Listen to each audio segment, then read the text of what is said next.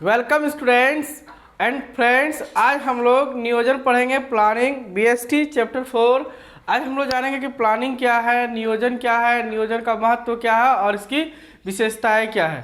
ठीक है, और जो लोग पहले से नहीं पढ़े हैं वो पहले प्लेलिस्ट जाके देख सकते हैं। सब सीरियल वाइज क्लास हो चुकी है। आज हम लोग नियोजन का बात करते हैं, देखते हैं कि नियोजन का क्या अर्थ है, इसका क्या महत्व है। सबसे पहले अगर चैनल में नए आए हैं तो पहले एक बार सब्सक्राइब कर दे और आइए टॉपिक को देखते हैं। ठीक है, नियोजन का क्या अर्थ है?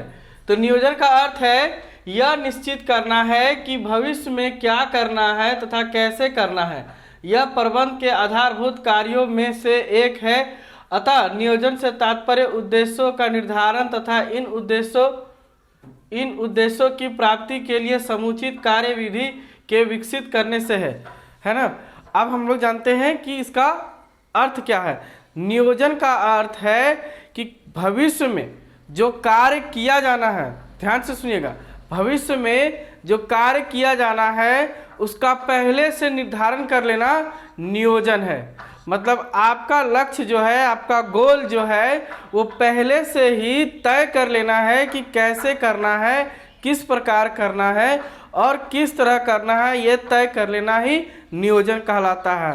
प्लानिंग एक ऐसी क्रिया है जो आदमी घर से लेकर छोटे कामों से लेकर सभी चीज़ों में करते हैं। यहाँ तक कि पढ़ाई में भी हम प्लानिंग करते हैं। कैसे? तो देखिए, आप भी सुबह उठते हैं और प्लानिंग करते हैं कि आज हमको एक रूटीन बनाते हैं ना, तो रूटीन भी एक तरह से प्लानिंग का ही पार्ट है। अब समझते हैं अच्छा से प्लानिंग। बाजार जाते हैं, 500 रुपये लेके जाते हैं, तो पहले सोचते हैं, घर में ही बैठ के सोच लेते हैं कि 200 का सब्जी लाना है, 100 रुपये का कुछ और ले लेना है, 100 रुपये का चॉकलेट ले लेना है, 300 लगेगा, 50 रुपये किराए में लग जाएगा तो 50 रुपये बच जाएगा। तो ये भी एक तरह से प्लानिंग है। मतलब आपको क्या करना है, आप करने से पहले जो सोच लिए उसी को हम लोग प्लानिंग कहते हैं। आप क्या करना चाहते हैं, आपका जो लक्ष्य है, जो प्राप्त करना चाहते हैं, उसका निर्धारण अगर आप पहले कर लेते हैं तो इसी को हम लोग प्लानिंग कहते हैं, इसी को हम लोग नियोजन कहते हैं। ठीक है, बात समझ में आ रही है ना।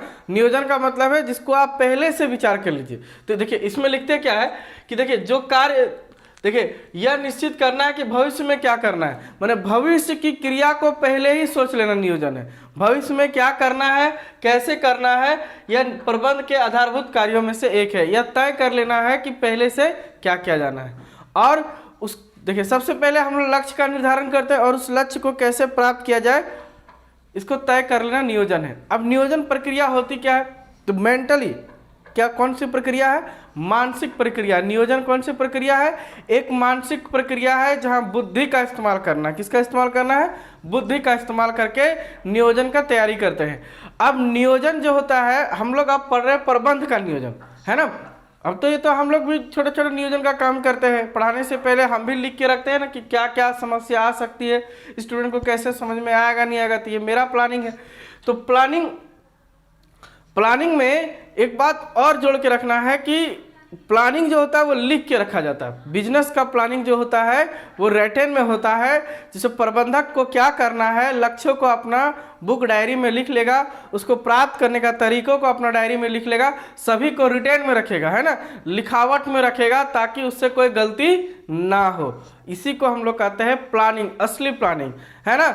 कुछ भी शादी ब्याह भी होता है घर में, देखिएगा तो पहले प्लानिंग किया जाता है कि इतना खर्च होगा, इतना डेकोरेशन में लगाया जाए, ऐसे होगा वैसे होगा, अलग अलग चीज़ों में हम लोग देखते हैं। इसको भी हम लोग प्लानिंग का ही एक भाग कहते हैं। ठीक है, तो प्लानिंग का मेन बात है क्या करें, पहले ये तय कर लीजिए क्या करना है, मतलब लक्ष्य का निर्धारण कीजिए, कैसे करें, लक्ष्य को प्राप्त किस प्रकार करना है ये निर्धारण करना, और किस प्रकार और कहाँ किया जाना है ये भी आपको तय कर लेना एक नियोजन के तहत, प्लानिंग के तहत। ओके, तो आपको, हमको लगता है, उम्मीद है कि प्लानिंग समझ गए होंगे। ठीक है, चलिए नेक्स्ट पढ़ते हैं हम लोग नियोजन का महत्व। नियोजन का क्या महत्व है? देखिए, नियोजन निर्देशन की व्यवस्था करता है। किसकी व्यवस्था करता है? निर्देशन की व्यवस्था करता है। नियोजन किसकी व्यवस्था करता है? निर्देशन की व्यवस्था करता है। कार्य कैसे किया जाना है इसका पहले से ही मार्गदर्शन करने का कार्य, मार्गदर्शन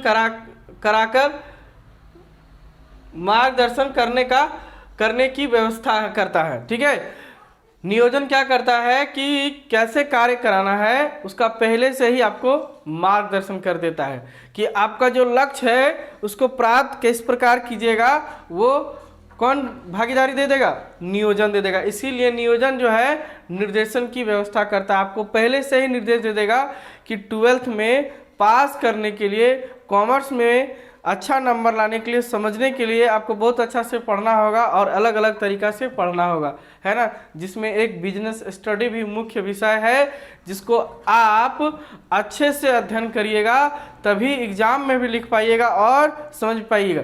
ऐसे तो आधा मैनेजमेंट का कोर्स ही आधा बिजनेस स्टडी 12th में ही है, तो आप जितना अच्छा से सीख लो उतना आपका फायदा करेगा, है ना। नेक्स्ट है कि नियोजन अनिश्चितता की जोखिम को कम करता है। क्या करता है? अनिश्चितता की जोखिम को कम करता है। देखिए, भविष्य की घटनाएं जो है ना अनिश्चित होती है, कल क्या होगा हमको नहीं पता, आपको नहीं पता, किसी को नहीं पता है। तो नियोजन अनिश्चितता की जोखिम को कम करता है। नियोजन क्या करता है? अनिश्चित में जो कुछ घटनाएं होने वाली है उसको कम कर देगा। कैसे पढ़ते हैं? नियोजन एक ऐसी प्रक्रिया है जो प्रबंधक को भविष्य में झांकने का अवसर प्रदान करती है तथा संभावित परिवर्तनों का बोध कराती है। मतलब नियोजन एक ऐसी प्रक्रिया है जो आने वाली घटनाओं से हम पहले से ही लड़ने के लिए सीख जाते हैं, है ना। हम लोग आने वाली घटनाओं से पहले से ही उसके विचार कर लेते हैं कि उस घटना के समय हमको क्या करना है। इसी प्रक्रिया को तो नियोजन ही कहते हैं, है ना। तो इसीलिए अनिश्चितता की जोखिम को है वो कम कर देता है। आपको पहले ही हम बता दिए हैं कि अगर अच्छा से आप नहीं पढ़िएगा तो आप एग्जाम में भी फेल कर जाइएगा और यहाँ भी कुछ नहीं रहेगा। तो इसीलिए आप क्या कर रहे हैं, इसी का अनिश्चितता को, जोखिम को देखते हुए आप इसका अध्ययन कर रहे हैं। वरना तो एक पासपोर्ट पढ़ के भी आप पास कर जाते हैं, लेकिन आप समझ के जब वहाँ लिखिएगा तो आपको बेहतर समझदारी भी होगी और आपको अच्छे नंबर भी आ जाएंगे, दोनों साथ में साथ। इसीलिए तो पढ़ रहे हैं हम लोग, है ना। चलिए, नेक्स्ट पॉइंट है नियोजन अतिव्यापित एवं अपव्ययी क्रियाओं को कम करता है। देखिए, बहुत शुद्ध हिंदी में लिखा अतिव्यापित और अपव्ययी क्या है, देखते हैं। नियोजन विभिन्न मंडलों, विभागों तथा व्यक्तियों के क्रियाकलापों में सामंजस्य स्थापित करने का आधार प्रदान करती है। नियोजन एक ऐसी प्रक्रिया है जो विभिन्न मंडलों, मतलब अलग अलग ग्रुप, मंडल का मतलब क्या था, ग्रुप होता है, विभाग, डिपार्टमेंट और व्यक्तियों के बीच में सामंजस्य माने कोऑर्डिनेशन बनाने का काम करता है, एक दूसरे में संबंध बनाने का कार्य करती है। आप मान लीजिए किसी फैक्ट्री को चलाना है, उत्पादन करना है, आपको सामान बेचना है, तो कैसे करिएगा? तो आपके पास अलग अलग विभाग के लोग हैं, इंजीनियर का कुछ लोग हैं, कुछ अकाउंटेंट के लोग हैं, कुछ ऑफिस में काम करने वाले हैं और कुछ कर्मचारी और है और मजदूर है और मिस्त्री है। तो सबको मिला करके एक कोऑर्डिनेशन बनाना है, तभी तो सबको सामंजस्य रहेगा, तभी तो अच्छा काम करेगा ना। तो इसी को समझने के लिए हम लोग लिखे कि अलग अलग विभाग, अलग अलग मंडल, सबके अंदर क्या करता है, सामंजस्य का कार्य करते हैं। ऐसा नियोजन करेंगे हम ना कि किसी में कोई गड़बड़ी नहीं होगा। आप देखिएगा बैंकों में जाइएगा तो मैनेजर भी अपना स्टाफ को सर बोलता है और वो भी अपने सर को सर कहता है। तो कहने का मतलब है दोनों में सामंजस्य, ये प्रबंधक की कला है। उसमें एक नियोजन प्रक्रिया है कि हम आपको इज्जत देंगे, आप भी हमको इज्जत दीजिएगा, काम अच्छा से होगा, है ना।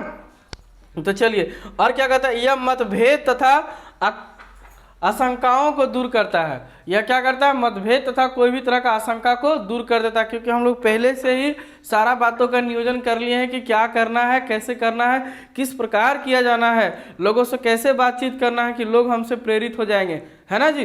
तभी तो चलता है मैनेजमेंट और इसके अलावा सभी कार्य। इसी कार्य को तो हम लोग देख रहे हैं ना। चलिए, 4 नंबर पॉइंट है कि नव परिवर्तन विचारों को प्रोत्साहित करना।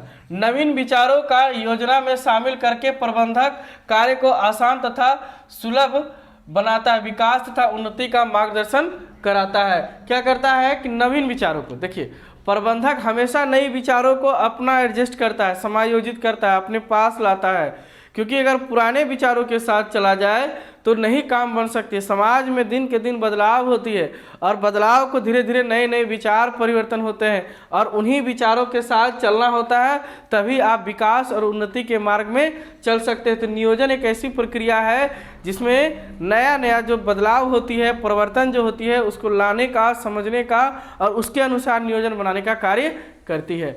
और जिससे विकास और उन्नति किया जा सकता है। ठीक है, आपको इसका PDF भी मिल जाएगा, सारा नोट्स मिल जाएगा। आप टेलीग्राम में लिंक दे दिए हैं डिस्क्रिप्शन में, आप वहां जाइए और वहां से आप इसका ले सकते हैं। और भी कई क्लासेस हैं, सबका PDF मिल जाएगा। ठीक है, चलिए न्यू भारतीय एजुकेशन है ना, आप टेलीग्राम में सर्च करेंगे तो आपको मिल जाएगा, या तो लिंक भी दे दिए हैं। ठीक है, नेक्स्ट है नियोजन निर्णय लेने को सरल बनाता है। देखिए नियोजन क्या करता है, निर्णय लेने के तरीका को सरल बनाता है। हम नियोजन किए, हम लोग 4 तरह का उपाय सोच लिए। कितने तरह का उपाय सोच लिए? 4 तरह का, ABCD 4 तरह का उपाय सोच लिए कि हमको जो है दिल्ली जाने का 4 तरीका है। कौन सा तरीका से जा सकते हैं? हवाई जहाज से जा सकते हैं, पानी वाले जहाज से जा सकते हैं, नहीं पानी वाला जहाज से जा पाएंगे जी, चलिए हवाई जहाज से जाएंगे, कार से जाएंगे, मोटरसाइकिल से जाएंगे और ट्रेन से जाएंगे। अब हम पहले से तय कर ले कि चारों चुनावों में से बेहतर चुनाव कौन सा होगा, तो हमको लगा कि नहीं हवाई जहाज से जो है बेहतरी और जल्दी से पहुंचा जा सकता है, तो निर्णय लेने में सरल बना दिया। हम पहले से उस पर विचार कर लिए है ना, और हम निर्णय ले लिए कि हाँ चलो नहीं ये सही होगा, तो इसीलिए निर्णय लेने में सरल बनाता है। ठीक है, एक लाइन आप भी लिख सकते हैं इसमें। नियोजन नियंत्रण मानकों का निर्धारण करती है। नियंत्रण मानकों का निर्धारण करती है मतलब नियोजन करने से हमें गलतियों का पता चल जाता है कि कहाँ गड़बड़ी हो सकती है ना, पता चल जाएगा कि नहीं यहाँ गलती या यहाँ त्रुटि हो सकती है, तो हम उसको पहले से ही नियंत्रण कर लेंगे और उसमें कंट्रोल कर लेंगे कि किसी तरह गलती ना हो दोबारा, या तो किसी को देखेंगे कि गलती किया है, उसको देख के समझेंगे कि अगला बार जब इस कार्य को किया जाएगा तो इस प्रकार नहीं करना, नहीं तो गड़बड़ी हो जाएगा। तो यही नियंत्रण मानकों का निर्धारण हो जाता है कि आप त्रुटि से बचेंगे तो आप नियंत्रण कर लेंगे खुद को, है कि नहीं। चलिए नेक्स्ट पॉइंट है नियोजन की विशेषताएं। देखिए एनर्जी कम नहीं होना चाहिए, आप भी उत्साह के साथ देखिए है ना। नियोजन की विशेषताएं, तो विशेषताएं क्या है देखते हैं हम लोग कि सबसे पहला विशेषता जो है वो है लक्ष्य की प्राप्ति करना। क्या है? लक्ष्य की प्राप्ति। देखिए नियोजन का उद्देश्य, अच्छा यहाँ कहाँ छूट गया है, आप लोग कहीं कहीं छूट जाए तो लिख लीजिएगा खुद से भी है ना। नियोजन का उद्देश्य निर्धारण करती है तथा लक्ष्य की प्राप्ति के लिए कार्य करती है। नियोजन का पहला जो होता है वो है लक्ष्य का निर्धारण करना।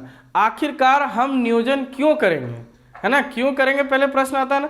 तो लक्ष्य का निर्धारण करना है कि हमको 12th में 90% मार्क्स के साथ पास करना है, ये मेरा लक्ष्य का निर्धारण किए। अब हमको उसके हिसाब से किस तरह पढ़ना होगा, तो 2 घंटा सुबह 2 घंटा शाम BST economics, business study, accountancy, math सब पढ़ना है। तो उस प्रकार का हम जब नियोजन बनाना शुरू कर दिए तो इसको कहेंगे कि लक्ष्य की प्राप्ति के लिए हम लोग चलना शुरू कर दिए। सबसे पहले लक्ष्य बनाएंगे और लक्ष्य की प्राप्ति के लिए नियोजन करते हैं। ठीक है, दूसरा है नियोजन प्रबंधक का प्राथमिक कार्य। नियोजन जो है प्रबंधक का प्राथमिक कार्य है। नियोजन प्रबंधक का पहला कार्य या प्रबंधक के लक्ष्य का निर्धारण करती है तथा भविष्य में क्या करना है, कैसे करना है, निर्धारण करती है। प्रबंधक सबसे पहला जो है बिजनेस शुरू करने के बाद सबसे पहला जो काम करेगी वो है नियोजन का काम करेगी, प्लानिंग करेगी। कुछ भी नहीं होगा जमीन पे, केवल वो प्लानिंग करेगा कि कैसे काम करना है, क्या कौन सा प्लांट बिठाया जाना है, कौन लोग इसमें काम करेंगे, कितने लोग काम करेंगे, कैसे उत्पादन होगा, कौन लोगों से उत्पादन किया जाएगा, कर्मचारी कहाँ से आएगा, यहाँ से सामान कैसे जाएगा बाजार में बेचा कैसे जाएगा। इन सभी चीज़ों का निर्धारण सबसे पहले कहाँ, नियोजन में ही हो जाता है, प्लानिंग में ही हो जाता है। इसीलिए प्रबंधक का पहला कार्य है नियोजन करना। ठीक है, समझ में गए होंगे। नहीं समझ में आए तो आप कमेंट करिए, अगर किसी तरह का परेशानी है तो उसका आपको उत्तर मिलेगा। नियोजन सर्वव्यापक है। देखिए नियोजन क्या है, सर्वव्यापक है। अभी हम आपको आपसे जोड़ के बता रहे हैं, स्कूल से जोड़ के बता रहे हैं, तो पढ़ते पहले। नियोजन प्रक्रिया प्रबंध के सभी संस्थानों तथा विभागों में कार्यरत नियोजन क्रिया सभी क्षेत्रों में की जाती है। नियोजन क्रिया जो है लगभग सभी क्षेत्रों में की जाती है। आप नियोजन प्रबंधक के ही क्षेत्र में प्रबंधक बन के ही नहीं कर सकते, बल्कि आप स्कूल में भी कार्यक्रमों का नियोजन कर सकते हैं। एक प्रिंसिपल नियोजन का काम करता है, कोई संस्था हो, आप खुद बाजार जाते हैं तो नियोजन का कार्य करते हैं, हम पढ़ा रहे हैं तो नियोजन का कार्य करते हैं, हम लोग कहीं घूमने के लिए जाना चाहते हैं तो नियोजन का काम करते हैं, है ना। नियोजन का मतलब प्लानिंग बना करके जाते हैं। तो ये क्या है, सर्वव्यापक है, सभी जगह ये काम लग जाती है। हमको लगता है आपको समझ में आ रहा है। समझ में आ रहा है तो एक बार लाइक कर दीजिए, एनर्जी बढ़ाइए हमारा भी, है ना। जितना आप सपोर्ट करेंगे उतना ही हम भी आगे बढ़ते चलेंगे। नियोजन अविरत है ना, अविरत है। अविरत का मतलब क्या पढ़ते हैं? नियोजन एक विशेष समय, एक दिन, एक माह, एक वर्ष, 10 वर्ष के लिए तैयार किया जाता है या आवश्यकता अनुसार बदलाव भी किया जा सकता है ना। नियोजन जो है किसी निश्चित टाइम और निश्चित समय के लिए किया जाता है। जैसे कोई भी योजना हम लोग बनाते हैं वो किसी टाइम के लिए बनाते हैं ना, किसी टाइम के लिए बनाते हैं। जैसे कि आज का बाजार जाने का तो सिर्फ आज का हो गया, अब पूरे 1 महीना का खर्च का हिसाब कर लेते हैं पहले से। सरकार भी बजट बनाती है ना, 1 साल का बजट बना देती है कि 1 साल में कैसे कैसे खर्च करना। ये भी एक तरह से बजट बनाना भी नियोजन का ही कार्य है। तो कोई 1 साल का करता है, कोई 1 महीना का घर का खर्चा का बजट बना लेता है। तो इस तरह से यह एक निश्चित टाइम का होता है। प्रबंधक भी अपने लक्ष्य का निर्धारण करती है कि हमको इतना लक्ष्य 1 महीना या 2 महीना में प्राप्त कर लेना है। ठीक है, नेक्स्ट पॉइंट लिखे हैं नियोजन भविष्यवादी है। नियोजन क्या है? भविष्यवादी है। ये तो हम लोग पहले भी समझे कि नियोजन का उद्देश्य भविष्य की घटनाओं से संस्थान के हित में कुशलता पूर्वक सामना करना है। नियोजन का मकसद यही है कि क्या करना है, कैसे करना है, इसको पहले से निर्धारण कर लेना है और भावी घटनाओं के साथ हमको उसके समायोजित करना है या तो उसको पूर्ण करना है कि क्या होने वाला है, अपना लक्ष्य को देखते हुए आगे बढ़ते चलना है। ठीक है, नेक्स्ट लिखे हैं नियोजन में निर्णय रचना निहित है। क्या है? रचना निहित है। नियोजन से सभी क्रियाओं में से श्रेष्ठ का चयन करती है। देखिए रचना निहित क्या है, अभी हम आपको बताएं कि नियोजन का मतलब होता है हमारे पास कई सारे विकल्प है, A B C D E। हम लोग 5 विकल्प में से ये चुनेंगे कि चलो भाई हमको क्या करना है। फिंगर यूज करते हैं ना जी मोबाइल चलाने के लिए, तो किस फिंगर का इस्तेमाल करेंगे? 1 2 3 4 5 फिंगर है, तो उसमें से जो बेहतर होगा, सबसे बेस्ट होगा, उसका चुनाव कर लेते हैं हम कि नहीं नहीं इससे चलाने में ज़रा दिक्कत लगेगा, इससे चलाने में दिक्कत लगेगा, इससे भी दिक्कत लगेगा, तो किससे चलाते हैं? इससे चलाते हैं ना। फिंगरप्रिंट भी लगाते हैं ना, तो हम लोग सोच के लगाते हैं कि किसको लगाएंगे तो आसान होगा, इससे लगाएंगे या इससे लगाएंगे। तो जिस हिसाब से आपको अच्छा लगता है, हमारे पास 10 ऑप्शन होता है क्या फिंगरप्रिंट का, तो जो अच्छा फ़ोन में सेट होता है, जो अच्छा लगता है उसी को यूज कर लेते हैं। उसी प्रकार क्या करता है नियोजन भी निर्णय को रचना निहित करता है। बहुत सारा विकल्प निकालता है, पहले ढूंढता है, सोचता है जी, रात भर 10-10 दिन 1-1 महीना सोचता है कि जो प्लानिंग किए हैं उसमें से 10 गो है, 10 में से जो बेहतर है उसी को किया जाएगा। तो वह उस प्रकार नियोजन किया जाता है। तो ये था आज का नियोजन का सेशन। इसमें आज नियोजन किसे कहते हैं, नियोजन की परिभाषा क्या है, नियोजन से आप क्या समझते हैं, नियोजन का महत्व बताएं, नियोजन की विशेषताएं बताएं, ये सब आज हम लोग पढ़ लिए। नेक्स्ट क्लास में हम लोग नियोजन का आगे के बारे में पढ़ेंगे। आज का सेशन अच्छा लगा हो लाइक कर दीजिए, एक बार लाइक शेयर सब्सक्राइब कर दीजिए ताकि हमारा भी एनर्जी बना रहे और आप भी एनर्जी बना के पढ़ते रहिए। आज के लिए इतना ही, थैंक यू, जय हिंद।